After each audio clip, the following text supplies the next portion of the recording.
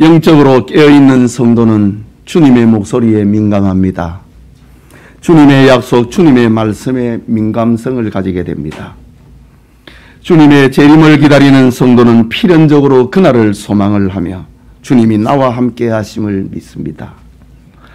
주님과 나 사이를 가로막는 죄의 벽이 있지만은 주님께서 죄의 근원인 사탄의 머리를 깨뜨리셨음을 믿습니다.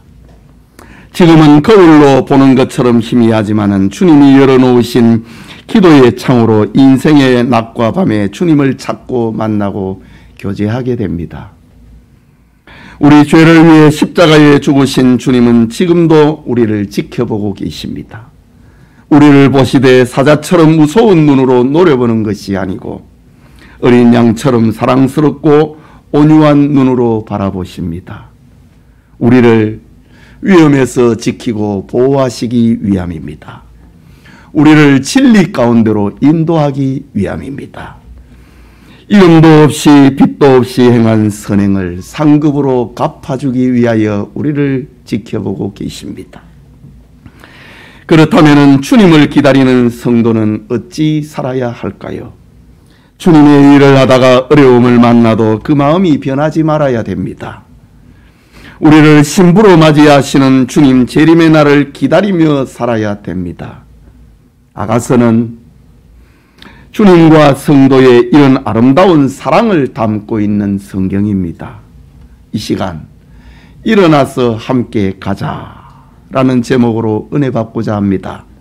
말씀을 듣는 모든 성도님들에게 주님의 사랑과 은혜가 충만하기를 소원합니다. 일어나서 함께 가자.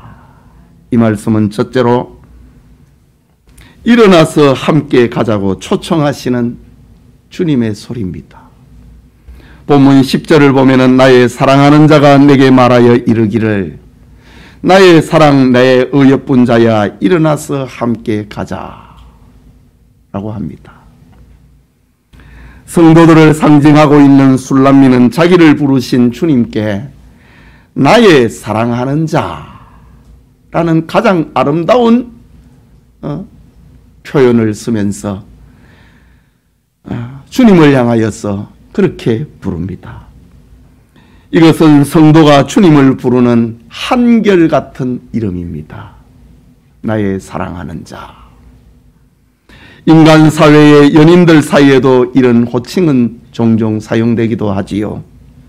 하지만 결혼을 하고 자식을 낳고 나이가 들어 늙기까지 이런 호칭을 계속해서 사용하는 사람은 그리 많지 않습니다.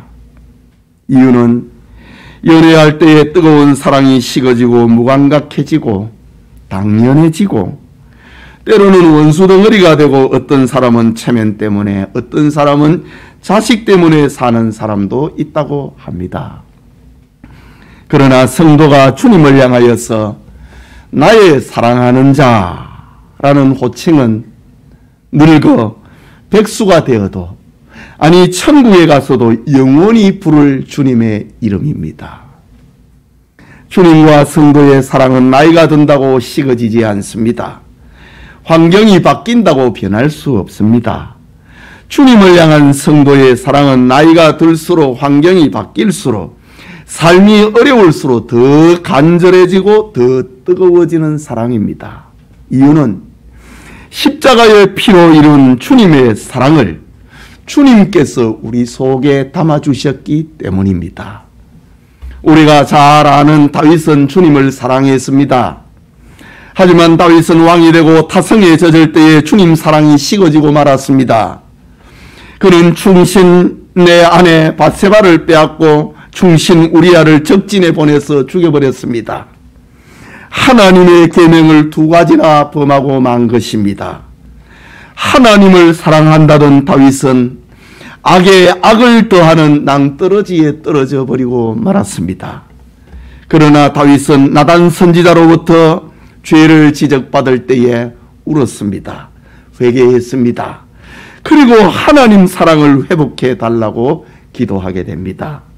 이것은 끊어지지 아니하는 하나님의 사랑을 우리에게 알려주고 있는 표징입니다.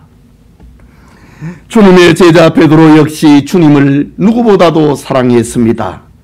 그러나 그에게 죽음이 다가오자 죽음이 두려워서 주님을 모른다고 3번이나 부인해버리고 맙니다.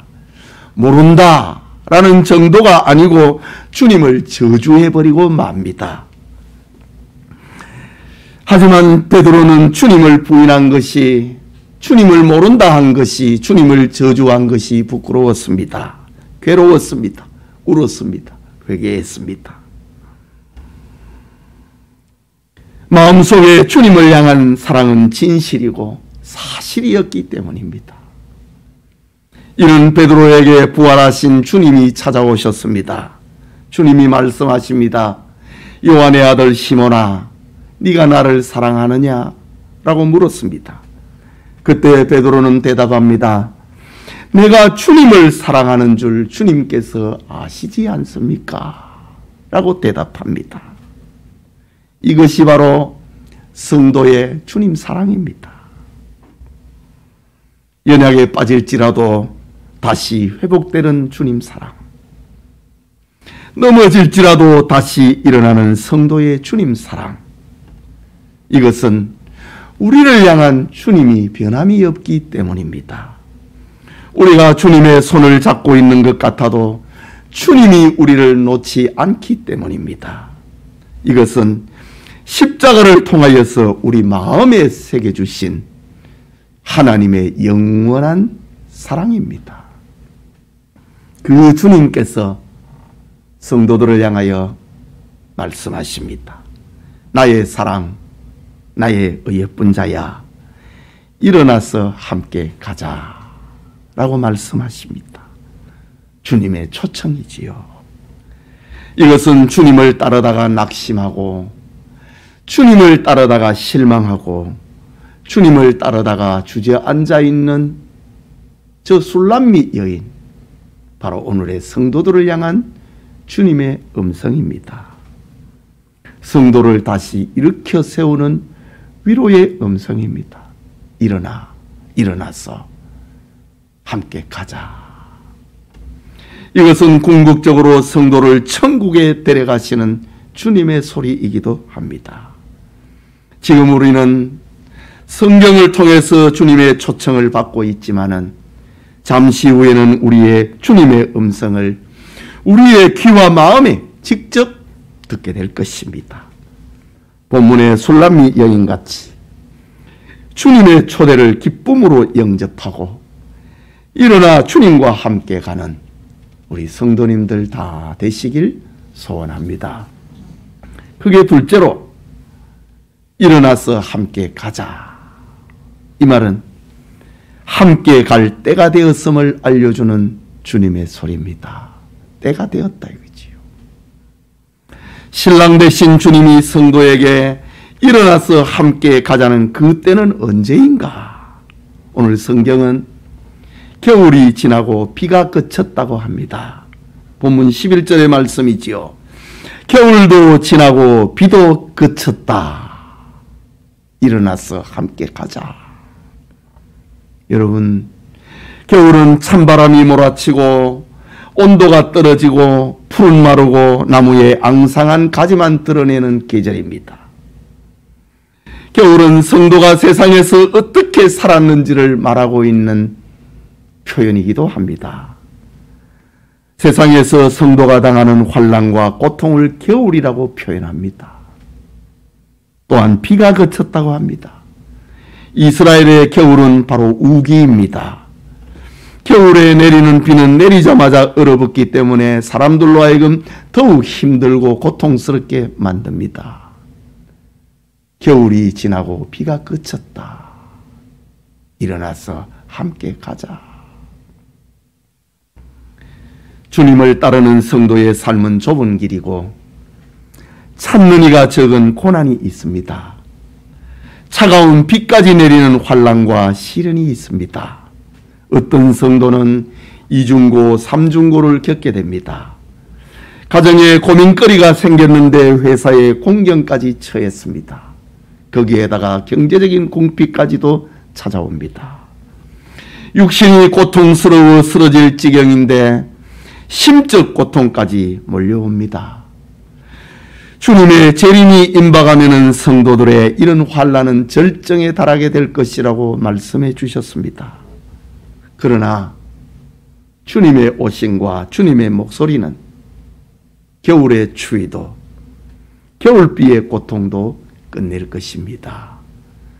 일어나서 함께 가자 라고 말씀하신 주님의 목소리는 성도의 위로요, 성도의 용기요, 성도의 희망이요, 일어나서 함께 가자고 하는 주님의 목소리는 성도들의 삶의 에너지가 되는 것입니다.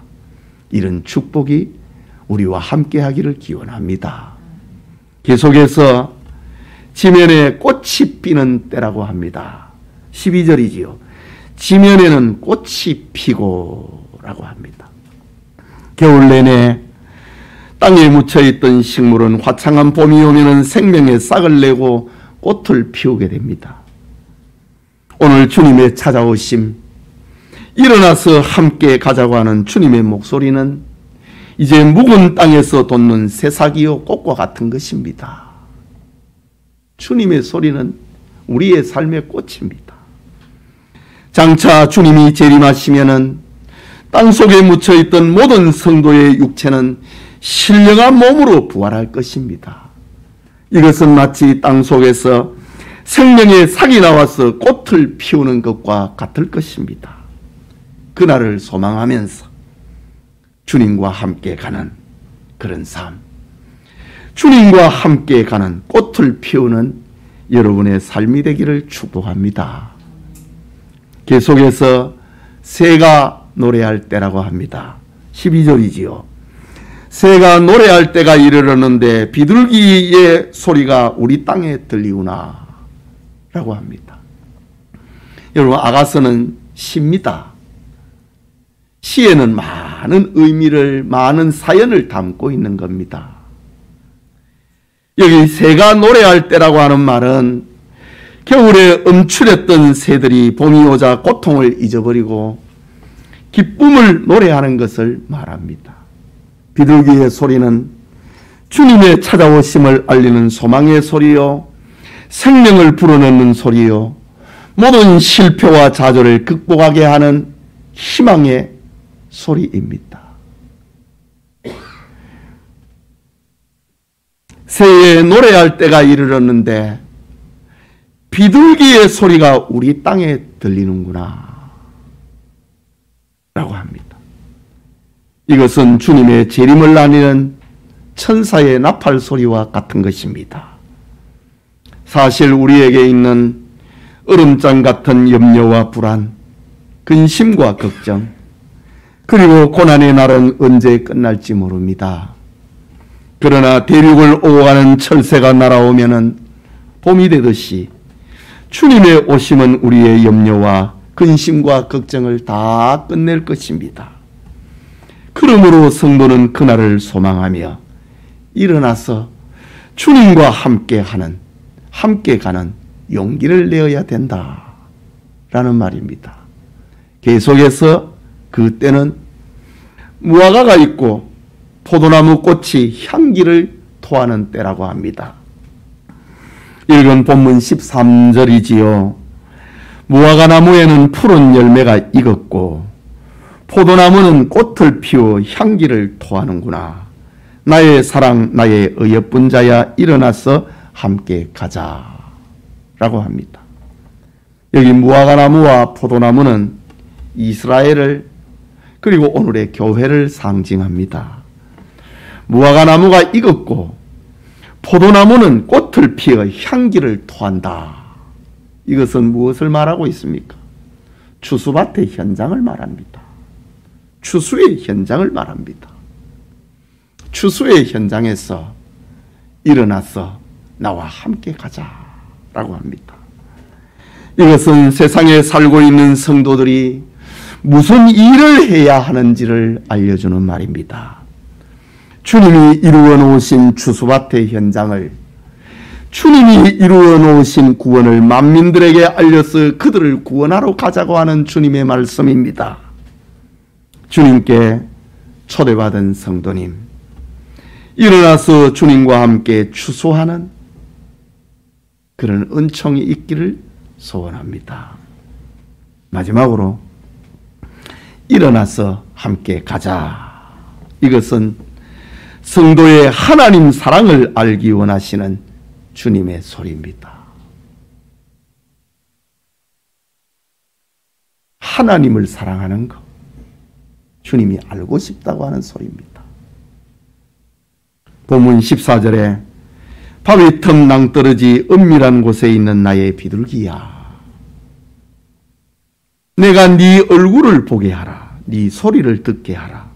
네 소리는 부드럽고 네 얼굴은 아름답구나 라고 합니다. 여러분, 바위 틈 낭떠러지 은밀한 곳은 성도들의 삶의 현 주소를 말하는 것입니다. 비둘기는 독수리 같은 사나운 조류에게서 자신을 보호하기 위하여 바위 틈 낭떠러지 은밀한 곳에 자기 은신처를 만듭니다. 이것은 영적으로 보면은 세상의 환난을 피하는 성도들의 은신처를 말하는 것입니다. 이것은 바로 오늘의 교회를 말하는 것이지요. 광야교회의 지도자 모세의 은신처는 미디안 광야였고 신의 산이었습니다. 어두운 시대를 산 능력의 선지자 엘리야의 은신처는 광야의 로뎀나무 아래였고 호렙산 동굴이었습니다. 거기서 주님을 만난다 이거지요. 이방인 전도자로 부름받은 바울의 은신처는 아라비아 광야였습니다. 거기에서 그는 지난날을 회개하며 이방인의 사도로, 이방인의 전도자로 단련됩니다. 주님을 사랑하는 종 사도 요한의 은신처는 하나님의 계시가 있는 반모섬이었습니다. 그렇다면 성도들의 환난을 피하는 바위 틈, 낭떠러지 은밀한 곳은 바로 오늘의 교회를 말하는 겁니다. 성도가 세상의 온갖 위험과 환난을 피할 곳은 하나님이 피로 값주고 사신 교회입니다. 교회는 죄와 사망의 권세가 힘쓰지 못하고 사탄의 권세가 이기지 못하는 바위틈 낭떠러지 은밀한 곳입니다. 주님이 말씀하시기를 내가 내 교회를 이 반석 위에 세우리니 음부의 권세가 이기지 못하리라 라고 말하고 있습니다. 오늘 여러분의 은신처는 어디입니까? 무엇입니까? 여러분의 은신처가 아직 돈이고 아직 명예고 직장이고 자식이고 사회적인 신분이 되어 있습니까?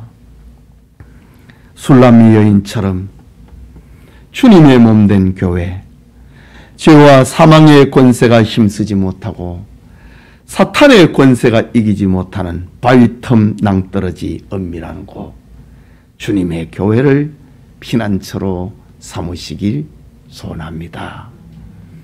이제 교회를 피난처로 삼은 성도들을 향하여서 주님은 우리의 하나님 사랑을 알기 원하십니다. 그게 뭐냐? 내가 네 얼굴을 보게 하라 라는 것입니다. 주님은 교회에서 성도들의 얼굴을 보기를 원하십니다. 주님이 바위틈 낭떠러지 은밀한 곳에 있는 성도들의 얼굴을 보기를 원하십니다. 그것은 환난과 박해 속에서도 하나님을 섬기는 예배입니다. 바위틈 낭떠러지 은밀한 곳에 있는 너의 얼굴 보기를 원한다. 박해 속에서도 주님을 사랑하는 충성, 주님을 향한 희생, 주님을 향한 선행, 기뻐하는 얼굴, 주님을 닮아가는 얼굴을 말하는 겁니다. 주님은 성도들에게 너희 빛을 사람 앞에 비치게 하여 저희로 너희 착한 행실을 보고 하늘에 계신 너희 아버지께 영광을 돌리게 하라 라고 말씀하셨습니다.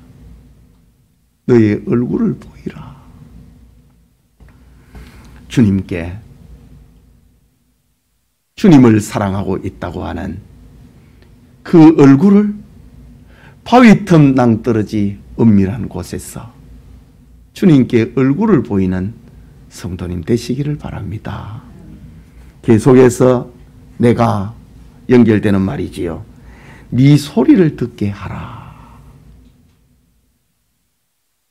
성도의 하나님 사랑을 네 소리를 통해서 내게 들려달라 라는 말입니다. 비록 바위 틈 낭떠러지 은밀한 곳에 있는 너희지만은 네 소리를 나로 듣게 하라 라는 말입니다.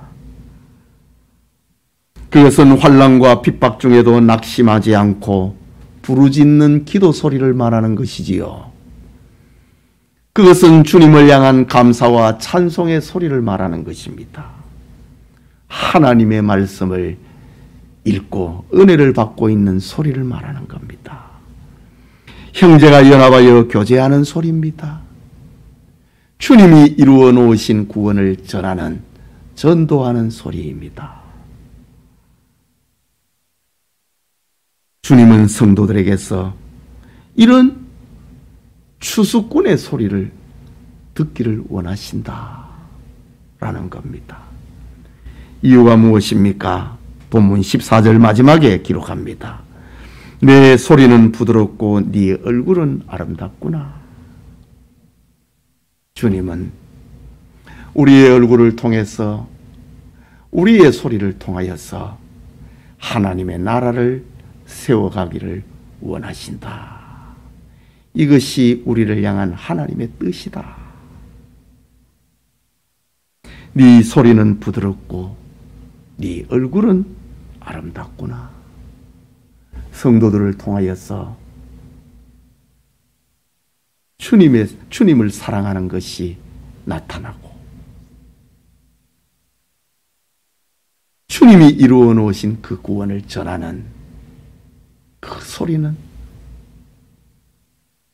부드럽고 네 얼굴은 아름답구나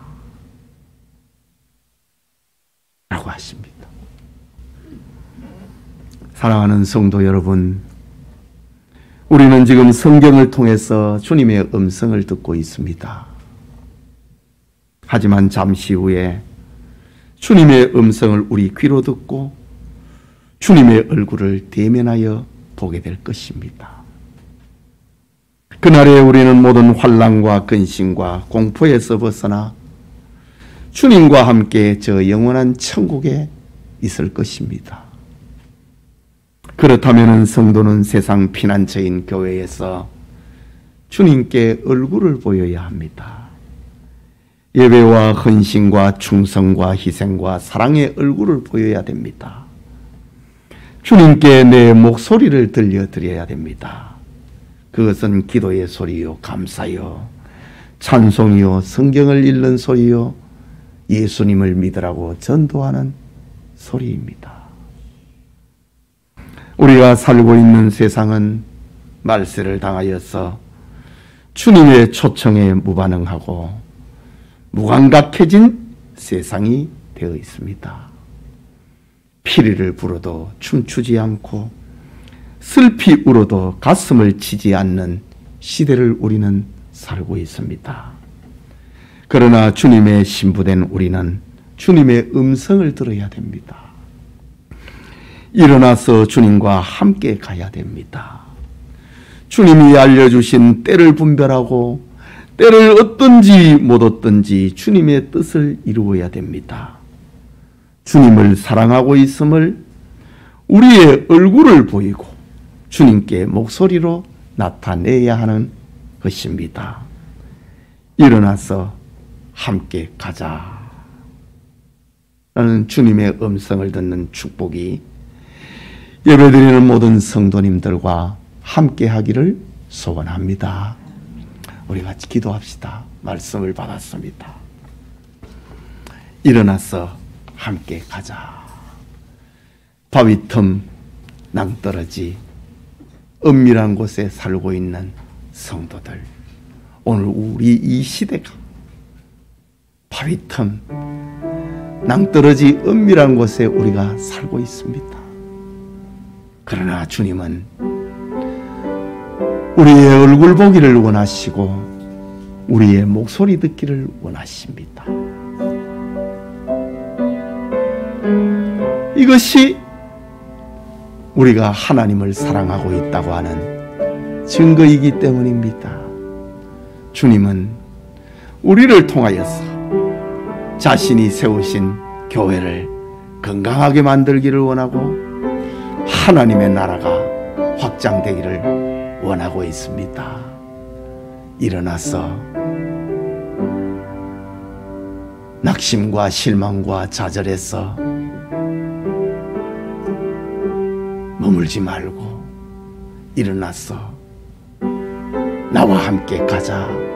주님의 소리입니다. 그 소리에 응답하는 우리가 되기 위해서 우리 같이 기도합시다.